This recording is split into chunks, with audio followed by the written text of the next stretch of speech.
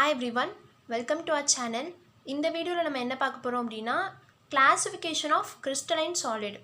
So சாலிடோட ஒரு டைப்பான கிறிஸ்டலைன் சாலிடை வந்து ஃபர்தராக 5 டைப்ஸாக கிளாஸிஃபை பண்ணாங்க இல்லையா? Ionic solid, covalent solid, molecular solid, metallic solid and atomic solids. ஓகேவா? ஸோ இதை தான் வந்து ஒவ்வொன்றா டீட்டெயில்டாக பார்க்க போகிறோம். இந்த வீடியோவில் ionic solids and covalent solids இது ரெண்டை மட்டும் பார்ப்போம். ஓகே, ஸோ அயானிக் சாலிட்ஸ் அப்படின்னு வந்து நேம்லேயே பார்த்தீங்க அப்படின்னா அயான்ஸ் அப்படின்னு இருக்கு இல்லையா? ஸோ இதை வந்து ஒரு கீவேர்டாக எடுத்துக்கோங்க. ஸோ அயானிக் சாலிட்ஸோட constituent particles ions. Okay, so இது எல்லாமே வந்து மேடப் ஆஃப் அயான்ஸ் தான். இதோட ஸ்ட்ரக்சரல் யூனிட்ஸ் அப்படின்னா அதாவது அந்த கன்ஸ்டியூயன்ட் பார்ட்டிகல்ஸ் அதை தான் சொல்லியிருக்கோம். ஓகேவா? அயானிக் சாலிடில் கேட்டயான்ஸ் அண்ட் ஆனயான்ஸ் தான் இருக்கும். ஓகேவா? அந்த கேட்டயான்ஸ் அண்ட் ஆனயான்ஸ்லாம் சேர்ந்து தான் வந்து ஒரு அயானிக் சாலிடை ஃபார்ம் பண்ணுது. ஓகே, இதோட பாண்டிங் எப்படி இருக்கும் அப்படின்னா ions are bound together by strong force of attraction. Constituent பார்ட்டிகல்ஸான அயான்ஸ்க்கு நடுவில் ஒரு ஸ்ட்ராங்கான ஃபோர்ஸ் ஆஃப் அட்ராக்ஷன் இருக்கும்.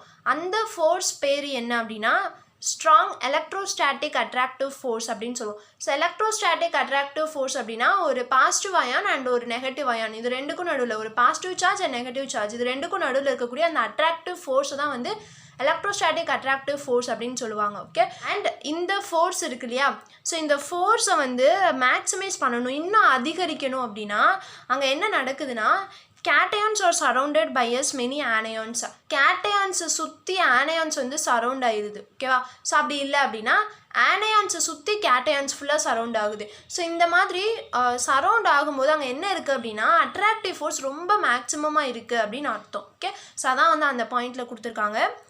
And then it has definite crystal structure. அதாவது இதோட ஸ்ட்ரக்சர் பார்த்தீங்க அப்படின்னா டெஃபினைட் கிறிஸ்டல் ஸ்ட்ரக்சராக இருக்கும். மோஸ்ட்லி வந்து அயானிக் சாலிட்ஸ் எல்லாமே வந்து கியூபிக் க்ளோஸ் பேக்கடாக இருக்கும், அதாவது கியூபிக் ஸ்ட்ரக்சரில் தான் இருக்கும். லாஸ்ட் வீடியோலேயே காமிச்சிருந்தேன் இல்லையா ஒரு ஸ்ட்ரக்சர். ஸோ அதான் வந்து கியூபிக் ஸ்ட்ரக்சர் அப்படின்னு சொல்லுவோம். ஸோ அயானிக் சாலிட்ஸ் எல்லாமே வந்து அந்த ஸ்ட்ரக்சர் தான் கியூபிக் ஸ்ட்ரக்சர் அப்படின்னு சொல்லுவோம். இது அது என்னென்னா ஒரு டெஃபினைட் ஸ்ட்ரக்சர் இருக்குது இல்லையா? ஸோ அதான் வந்து டெஃபினைட் கிறிஸ்டல் ஸ்ட்ரக்சர் இருக்கும் அப்படின்னு சொல்கிறாங்க. ஓகே, ஸோ அந்த ஸ்ட்ரக்சர் வந்து உங்கள் புக்லேயே கொடுத்துருக்காங்க. ஸோ இதுதான் வந்து கியூபிக் ஸ்ட்ரக்சர் அப்படின்னு சொல்லுவோம். இது வந்து ஒரு அயானிக் சாலிட். ஓகேவா? ஸோ அதை வந்து இந்த மாதிரி ரெப்ரசன்ட் பண்ணியிருப்போம். ஆக்சுவலி அதோட ஸ்ட்ரக்சர் இதுதான். ஓகே, ஸோ இது என்ன அப்படின்னா NaCl கிறிஸ்டல் இது வந்து. ஓகேவா? அயானிக் சாலிடுக்கு ஒரு பெஸ்ட் எக்ஸாம்பிள் என்ன அப்படின்னு பார்த்தீங்கன்னா NaCl கிறிஸ்டல். ஓகே, ஸோ அதாவது ஒரு அயான்ஸ் இன்னொரு அயான் ரெண்டும் வந்து பாண்டிங்கில் இருக்குது அப்படின்னா ஓகேவா அட்ராக்டிவ் ஃபோர்ஸ் மூலமாக பாண்டிங்கில் இருக்குது இல்லையா? ஸோ அப்போ அவங்க என்ன பாண்டு தான் இருக்கணும்? கண்டிப்பாக அயானிக் பாண்டு தானே இருக்கணும். ஸோ அயானிக் பாண்ட் இதை பற்றிலாம் உங்களுக்கு கண்டிப்பாக தெரிஞ்சிருக்கும். ஃபார் எக்ஸாம்பிள் NaCl கிறிஸ்டல் இது இல்லையா? ஸோ NaCl கிறிஸ்டலில் நமக்கு Na+ அயான்ஸ் இருக்கும், Cl- அயான்ஸ் இருக்கும் இல்லையா? ஸோ இந்த ப்ளஸ் மைனஸ் அப்படின்றது எப்படி வந்துச்சு அப்படின்னா இந்த அயானிக் பாண்ட் அங்கே இருக்கிறதுனால தான் அது வந்திருக்கு இல்லையா? ஸோ அதாவது அயானிக் பாண்ட் அப்படின்னா என்னென்னா ஒரு சோடியம் அண்டு குளோரின் இல்லையா? அதோட வேலன்ஸ் இப்போது சோடியமில் பார்த்தீங்க அப்படின்னா ஒரு எலக்ட்ரான் வந்து எக்ஸ்ட்ராவாக இருக்கும். ஸோ அது வந்து 11 இல்லையா? வேலன்ஸில் ஒரு எலக்ட்ரான் எக்ஸ்ட்ராவாக இருக்கும். இதே இது குளோரினுக்கு பார்த்தீங்க அப்படின்னா ஒரே ஒரு எலக்ட்ரான் டிஃபிஷியண்ட்டாக இருக்கும் வேலன்ஸில் இல்லையா? ஸோ அப்போ என்ன ஆகுது அப்படின்னா இந்த சோடியம் வந்து அதுக்கிட்டே இருக்க எக்ஸ்ட்ரா ஒரு எலக்ட்ரானை அப்படியே குளோரின்கிட்ட கொடுக்கறதுனால இங்கே என்ன நடக்குது? ஒரு கிவ் அண்ட் டேக் பாலிசி நடக்குது. இது கொடுக்குது, இது எடுத்துக்குது இல்லையா? ஸோ மொத்தமாக கொடுத்துருது அதோட வேலன்ஸை இல்லையா? ஸோ அப்போ இது ப்ளஸ் ஆகிடுது, இது மைனஸ் ஆகிடுது. ஸோ அது அப்படியே பாண்ட் ஆகி NaCl கிறிஸ்டல் அப்படின்னு சொல்லிட்டு மாறிடுது. ஓகே, ஸோ இதான் வந்து இங்கே நடக்கும். அதுதான் வந்து அயானிக் சாலிட் அப்படின்னு நம்ம சொல்கிறது. ஓகே, ஸோ இதில் இது வந்து என்னென்னா NaCl கிறிஸ்டல் இதை வந்து கிறிஸ்டல் லேட்டிஸ் அப்படின்னு கூட சொல்லலாம். ஓகே, ஸோ இதை ஒவ்வொரு பாயிண்ட்டும் இருக்குது இல்லையா? இங்கே இதை வந்து என்ன சொல்லுவோம் அப்படின்னா லேட்டிஸ் பாயிண்ட்ஸ் அப்படின்னு சொல்லுவோம். ஸோ இதை பற்றிலாம் அடுத்தடுத்து உங்களுக்கு கொடுத்துருக்காங்க டெஃபினிஷன் எல்லாமே. ஸோ இப்போ ஜஸ்ட்டு தெரிஞ்சுக்கோங்க. நடுவில் வந்து லேட்டிஸ் பாயிண்ட்ஸ் அப்படின்ற வேர்ட்ஸ் வரும். ஸோ அதை எக்ஸ்பிளைன் பண்ணுறதுக்காக நான் சொல்கிறேன். இப்போது இந்த பாயிண்ட்ஸ் வந்து நம்ம என்ன சொல்லுவோம் அப்படின்னா லேட்டிஸ் பாயிண்ட்ஸ் அப்படின்னு சொல்லுவோம். அதாவது கேட்டையானும் ஆனையானும் அங்கங்கே இருக்குது இல்லையா? ஸோ அந்த பாயிண்ட்டை லேட்டிஸ் பாயிண்ட் அப்படின்னு நம்ம சொல்லுவோம். ஜஸ்ட்டு தெரிஞ்சுக்கோங்க இப்போதைக்கு. அடுத்த டெஃபினிஷன் பார்த்துக்கலாம். இதை வந்து கிறிஸ்டல் லேட்டிஸ் NaCl லேட்டிஸ் அப்படின்னு கூட சொல்லலாம். ஓகே, ஸோ இதுதான் வந்து ஆக்சுவலி அயானிக் சாலிட். அதாவது என்னென்னா ஃபுல்லாக அயான்ஸால் மேடாக இருக்கும். அந்த அயான்ஸ் வந்து என்ன ஆகும் அப்படின்னா ஒன்றோட ஒன்று எலக்ட்ரோஸ்டாட்டிக் அட்ராக்டிவ் ஃபோர்ஸ் மூலமாக அட்ராக்டிவாக இருக்கும். அண்ட் அதுக்கு நடுவில் இருக்க பாண்டிங் வந்து கண்டிப்பாக அயானிக் பாண்டு தான். அண்ட் இதுக்கு ஒரு எக்ஸாம்பிள் பெஸ்ட் எக்ஸாம்பிள் என்ன அப்படின்னு பார்த்தீங்கன்னா NaCl. ஓகே, ஸோ இதான் வந்து அயானிக் சாலிட். அண்ட் அதோட கிறிஸ்டல் ஸ்ட்ரக்சரும் கொடுத்துருக்காங்க, cubic close packed structure. Okay, so அடுத்து என்ன அப்படின்னா இந்த அயானிக் சாலிடோட கேரக்டரிஸ்டிக்ஸ், இதுக்கு வந்து சம் கேரக்டரிஸ்டிக்ஸ் இருக்கும் இல்லையா, ஸோ அதை கொடுத்துருக்காங்க. ஃபர்ஸ்ட் என்ன அப்படின்னா, ionic solids have high melting points. இதோட மெல்ட்டிங் பாயிண்ட் ரொம்ப ஹையாக இருக்கும். நம்ம நிறைய ஹீட் கொடுத்தா மட்டும்தான் இது வந்து மெல்ட் ஆகும். Okay, these solids do not conduct electricity because the ions are fixed in their lattice position. So இந்த அயானிக் சாலிட் என்ன அப்படின்னா எலக்ட்ரிசிட்டியை கண்டக்ட் பண்ணாது. Okay, to not conduct electricity. ஏன் அப்படின்னா அந்த உள்ளே இருக்கக்கூடிய கன்ஸ்டியூயன்ட் பார்ட்டிகல்ஸ் இருக்கு இல்லையா, அயான்ஸ் எல்லாமே வந்து ஃபிக்ஸ்டு பொசிஷனில் இருக்கும். Fixed lattice position. இந்த பொசிஷன் எல்லாமே என்ன சொல்லுவாங்க அப்படின்னா லேட்டிஸ் பொசிஷன் அப்படின்னு சொல்லுவாங்கன்னு சொல்லியிருக்கேன் இல்லையா. ஸோ அது என்னென்னா அந்த பொசிஷன் வந்து ஃபிக்ஸ்டான பொசிஷன். ஸோ அது வந்து மாறவே மாறாது. நம்ம வந்து ஸ்ட்ராங்கான ஃபோர்ஸ் கொடுத்தால் மட்டுமே வந்து அது மாறும், மற்றபடி அது அப்படியே தான் இருக்கும். ஸோ அப்படி இருக்கிறதுனால நமக்கு என்ன ஆகுது அப்படின்னா எலக்ட்ரிசிட்டியை அதனால் கண்டக்ட் பண்ண முடியாது. அதாவது எலக்ட்ரானோட ஃப்ளோ அங்கே இருக்காது இல்லையா, ஒரே இடத்துல தானே இருக்குது, ஃபிக்ஸ்டாக இருக்குது இல்லையா. ஸோ அந்த நேரத்தில் வந்து எலக்ட்ரிசிட்டி கண்டக்ட் ஆகாது எலக்ட்ரான் ஃப்ளோ இல்லைன்னா. ஸோ அதை தான் சொல்லியிருக்காங்க. அண்ட் தேர்ட் பாயிண்ட் என்ன சொல்லியிருக்காங்க அப்படின்னா they conduct electricity in molten state. அதாவது சாலிடாக இருக்கும்போது எலக்ட்ரிசிட்டியை கண்டக்ட் பண்ணாது அப்படின்னு சொல்லியிருக்காங்க செகண்ட் பாயிண்டில். தேர்டு பாயிண்டில் என்ன சொல்லியிருக்காங்க அப்படின்னா அது வந்து மோல்டன் ஸ்டேட்டில் இருக்கும்போது எலக்ட்ரிசிட்டியை கண்டக்ட் பண்ணுது அப்படின்னு சொல்கிறாங்க. ஸோ மோல்டன் ஸ்டேட் அப்படின்னா என்ன, அதாவது மெல்ட்டிங் ஸ்டேட். ஒரு சாலிடை நம்ம மெல்ட் பண்ணணும் அப்படின்னா நம்ம என்ன பண்ணுவோம், டிசால்வ் பண்ணுவோம் வாட்டரில் இல்லையா. ஸோ அப்போ அந்த சாலிடை நம்ம வாட்டரில் டிசால்வ் பண்ணும்போது அது மோல்டன் ஸ்டேட்டுக்கு மாறுது. ஸோ அந்த ஸ்டேட்டில் என்ன நடக்குது அப்படின்னா அந்த உள்ளே இருக்கக்கூடிய அயான்ஸ் எல்லாமே நெகட்டிவ் அயான்ஸ், அந்த எலக்ட்ரான்ஸ் எல்லாமே என்ன ஆகுது அப்படின்னா ஃப்ரீ ஆகுது. கொஞ்சம் ஃப்ரீ ஆயிடுச்சு அப்படின்னா ஆட்டோமேட்டிக்காக மூவ் ஆயிரும். ஸோ அதனால் கண்டக்ட் பண்ண முடியும் எலக்ட்ரிசிட்டியை. ஓகே, ஏன்னா மூவ்மெண்ட் இருக்கு இல்லையா, எலக்ட்ரான் மூவ்மெண்ட் இருக்கிறதுனால எலக்ட்ரிசிட்டி கண்டக்ட் ஆகும் ஆட்டோமேட்டிக்காக.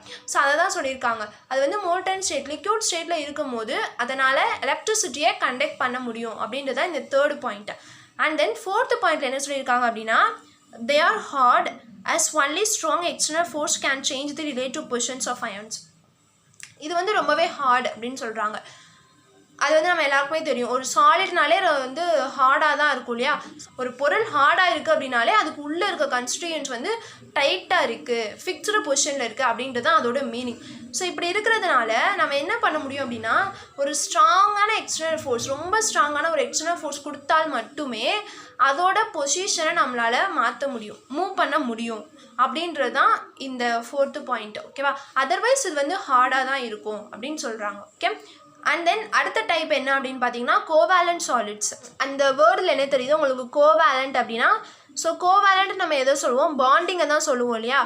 ஒரு ஆட்டம் ரெண்டு ஆட்டமும் வந்து என்ன ஆகுது அப்படின்னா மியூச்சுவல் ஷேரிங் மூலமாக பாண்டாக இருந்துச்சு அப்படின்னா அந்த பாண்டை கோவேலண்ட் பாண்ட் அப்படின்னு சொல்லுவோம். உங்களுக்கு ஆல்ரெடி தெரியும் கோவேலண்ட் பாண்ட் பற்றிலாம். இந்த ஆட்டமும் வந்து கொடுத்துருக்கோம், எலக்ட்ரானை கொடுக்கும், அண்ட் இந்த ஆட்டமும் எலக்ட்ரானை கொடுக்கும். ரெண்டும் மியூச்சுவலாக ஷேர் பண்ணி அதுக்கு வந்து சேம் நம்பர் ஆஃப் எலக்ட்ரான் வேலன்சியில் இருக்கும். ஓகேவா, அதை தான் வந்து கோவேலண்ட் பாண்ட் அப்படின்னு சொல்லுவோம். அப்போது இந்த சாலிடுக்கு நடுவில் என்ன பாண்டிங் இருக்குது அப்படின்னு அர்த்தம், கோவேலண்ட் பாண்டிங் இருக்குது அப்படின்னு அர்த்தம். இந்த பாண்டிங்லாம் நடக்கணும் அப்படின்னா நமக்கு வந்து என்ன இருக்கணும், அந்த ஆட்டம் தேவை இல்லையா. ஸோ அப்போது இதோட கன்ஸ்டியூயன்ட் பார்ட்டிகல் என்ன அப்படின்னா atom. Okay, so simple. Covalent சாலிடில் கோவேலண்ட் பாண்டிங் இருக்குது. கோவேலண்ட் பாண்டிங் நடக்கணும்னா நமக்கு ஆட்டம் வேணும். ஸோ அப்போ இதோட கன்ஸ்டியூயன்ட் பார்ட்டிகல்ஸ் கண்டிப்பாக ஆட்டம்ஸ். ஓகே, அதுவும் எந்த மாதிரி கனெக்ட் ஆகிருக்கும் அப்படின்னா நெட்வொர்க் கனெக்டடாக இருக்கும். நெட்வொர்க்னா என்ன, ஒரு பெரிய நெட்வொர்க் அப்படின்னு சொல்லுவோம். அடுத்தடுத்து அப்படியே கனெக்ட் ஆகிட்டே இருக்கும் இல்லையா, அதை தான் வந்து நெட்வொர்க்குன்னு சொல்லுவோம். ஸோ ஆட்டம்ஸும் அந்த மாதிரி தான் ஒரு நெட்வொர்க்லேயே கனெக்டடாக இருக்கும் இதில் கோவேலண்ட் சாலிட்ஸில். அண்ட் இதோட பாண்டிங் பார்த்தீங்க அப்படின்னா atoms bound together in a 3-dimensional network by covalent bonding. இது வந்து covalent bonding அப்படின்னு ஆல்ரெடி சொல்லியாச்சு. 3-dimensional network அப்படின்னா என்ன, நான் நெட்வொர்க்லி கனெக்டட் அப்படின்னு சொல்லியிருக்கேன் இல்லையா. ஸோ அந்த நெட்வொர்க் எப்படி இருக்கும் அப்படின்னா 3-dimensional இருக்கும் அப்படின்னு சொல்கிறாங்க. ஓகே, ஸோ இந்த 3-dimensional அப்படின்றது நம்ம எதை பொறுத்து சொல்கிறோம் அப்படின்னா அந்த ஷேப்பை பொறுத்து தான் சொல்கிறோம். ஓகேவா, இந்த 3-dimensional பற்றி படிக்கிறது ஒரு இன்ட்ரெஸ்டிங்கான விஷயம். இதில் பார்த்தீங்கன்னா வெறும் 3D அப்படின்றது இல்லை, நமக்கு 0 dimension, 1 dimension, 2 dimension, 3 dimension, 4 dimension இந்த மாதிரிலாம் இருக்குது. நமக்கு வந்து கெமிஸ்ட்ரியில் பார்த்தீங்க அப்படின்னா 2D ஸ்ட்ரக்சர் 3D ஸ்ட்ரக்சர் அப்படின்னு சொல்லுவோம். ஓகே, ஸோ அதாவது 3D ஸ்ட்ரக்சர் அப்படின்னா என்னென்னா அந்த மோஸ்ட்லி வந்து க்யூப் ஷேப்பு, கோன் ஷேப், இந்த மாதிரி ஸ்பியரு இந்த மாதிரி இருக்கிறதெல்லாம் வந்து நம்ம என்ன சொல்லுவோம் அப்படின்னா 3-dimensional ஷேப்ஸ் அப்படின்னு சொல்லுவோம். ஓகேவா, ஸோ இப்போ சாலிட்லாம் பார்த்தீங்கன்னா மோஸ்ட்லி கியூபிக் க்ளோஸ் பேக்ட் இல்லையா. ஸோ அப்போ வந்து இது என்னென்னா ஒரு 3-dimensional ஸ்ட்ரக்சர். ஓகே, ஸோ இந்த 3-dimensional ஸ்ட்ரக்சர் என்ன அப்படின்னா நம்மளால் நேக்கட் ஐயால் பார்க்க முடியாது. Okay, so is a fact. ஓகேவா? ஏன்னா நம்ம இருக்கிறது என்னென்னா ஒரு 3D வேர்ல்டு. 3D வேர்ல்டில் நம்ம இருந்தோம் அப்படின்னா நம்மளால் 2 டைமென்ஷன் வரைக்கும் மட்டும்தான் வந்து நேக்கட் ஐயால் பார்க்க முடியும். 3 டைமென்ஷன் நம்மளால் நேக்கட் ஐயால் பார்க்க முடியாது அப்படின்றது தான் ஃபேக்ட். ஏன்னா நம்ம 3D கிளாஸஸ் யூஸ் பண்ணி பார்க்குறோம். அது நம்ம 4D வேர்ல்டில் இருந்தோம் அப்படின்னா நம்மளால் 3 டைமென்ஷனில் வந்து நேக்கட் ஐயால் பார்க்க முடியும். ஸோ 3D பிக்சர்ஸ் அப்படின்னா என்னென்னா ஒரு கியூபாய்டு இல்லைன்னா இப்போ நம்ம ஒரு ஃபோன் வாங்குகிறோம் அப்படின்னா அது வந்து ஒரு பாக்ஸில் வச்சு கொடுக்குறாங்க இல்லையா? ஸோ அந்த பாக்ஸை நீங்கள் பார்த்துருப்பீங்க, ஒரு கியூபாய்ட் ஷேப்பில் இருக்கும் இல்லையா? ஸோ அதை வந்து நீங்கள் டேரெக்டாக வச்சு பார்க்கும்போது உங்களுக்கு ஒரு ரெக்டாங்கிள் ஷேப் தெரியும். அதே திருப்பி வச்சு பார்த்தீங்க அப்படின்னா உங்களுக்கு ஒரு ஸ்கொயர் ஷேப் தெரியும். ஸோ இந்த மாதிரி திருப்பும் போது ஒவ்வொரு ஷேப்பாக தெரியுது இல்லையா? நமக்கு வந்து நேராக பார்க்கும்போதே இது வந்து ஒரு கியூபாய்ட் ஷேப் அப்படின்னு நம்ம சொல்ல முடியாது. கியூபாய்ட் ஷேப் அப்படின்னு நமக்கு சொல்லி கொடுத்துருக்காங்க, அது எப்படி வரைகிறதுன்னு சொல்லி கொடுத்துருக்காங்க. பட் நம்ம வந்து ஒரு பொருளை பார்க்கும்போது இது கியூபாய்டு அப்படின்னு வந்து நம்மளால் பார்க்க முடியலை இல்லையா? ஒரு ரெக்டாங்கிளாவோ ஸ்கொயராவோ அப்படி தான் அது தெரியுது இல்லையா? ஸோ அதை தான் வந்து சொல்கிறோம், நேக்கட் ஐயால் பார்க்க முடியாது அப்படின்றத வந்து 3D. ஓகே, ஸோ இந்த கோவேலண்ட் சாலிட் வந்து பார்த்தீங்கன்னா இஸ் அ 3 டைமென்ஷனல் ஸ்ட்ரக்சர். இதை வந்து நம்மளால் நேக்கட் ஐயால் பார்க்க முடியாது அப்படின்றதான் விஷயம். இதுக்கு எக்ஸாம்பிள் பார்த்தீங்க அப்படின்னா diamond, silicon carbide. So diamond வந்து நம்ம எல்லாருமே கண்டிப்பாக பார்த்துருப்போம். அதோட ஷேப் வந்து லிட்ரலி கோன் மாதிரி இருக்கும் இல்லையா? அது வந்து கோன் ஷேப் அப்படின்னு நமக்கு சொல்லி கொடுத்துருக்காங்க. ஸோ அதை மேலேருந்து பார்க்கும்போது ஒரு ஸ்பியராக தெரியும். ஸோ இந்த மாதிரி டேரெக்டாக பார்த்தோன்னா ஒரு ஆங்கிள் வந்து தலைகீழாக இருக்க மாதிரி தெரியும் இல்லையா? அது வந்து கோன் அப்படின்றது நம்மளால் நேக்கட் ஐயால் பார்க்க முடியல இல்லையா? ஏன்னா இது வந்து ஒரு 3D ஸ்ட்ரக்சர். ஓகே, அதை வந்து நம்மளால் பார்க்க முடியாது அப்படின்றதான் வந்து ஃபேக்ட். ஓகே, ஸோ இது வந்து ஒரு இன்ட்ரெஸ்டிங்கான விஷயம் இது. அண்ட் தென் இதோட ப்ராப்பர்ட்டிஸ் பார்த்தீங்க அப்படின்னா ரொம்ப ஹார்டாக இருக்கும். ஓகேவா? So and then have a high melting point ரொம்ப ஹையாக இருக்கும். And poor thermal and electrical conductors. இது வந்து ரொம்ப வந்து poor conductor for electricity and heat. ஓகேவா? So diamond and silicon carbide வந்து இதோட எக்ஸாம்பிள்ஸ். ஓகே, ஸோ இதான் வந்து கோவேலண்ட் சாலிட்ஸ். இப்போது டைமண்ட் பார்த்தீங்க அப்படின்னா இதுதான் வந்து டைமண்டோட ஸ்ட்ரக்சர். ஓகே, ஸோ இதில் பாருங்கள் கார்பன் இருக்குது. ஸோ இன்னொரு கார்பன் என்ன ஆகுது அப்படின்னா கார்பனோட 4 சைட்ஸ்லையும் இன்னொரு கார்பன் ஆட்டம் என்ன பாண்ட் ஆயிருக்கு இல்லையா? இந்த பாண்ட் வந்து என்னென்னா கோவேலண்ட் பாண்ட். ஓகேவா? ஸோ அந்த ஸ்ட்ரக்சர் பார்த்தீங்க அப்படின்னா 3 டைமென்ஷனல் ஸ்ட்ரக்சர் அப்படின்னு சொல்லுவோம் அதை. ஓகே, அது வந்து ஒரு 3D ஸ்ட்ரக்சர்.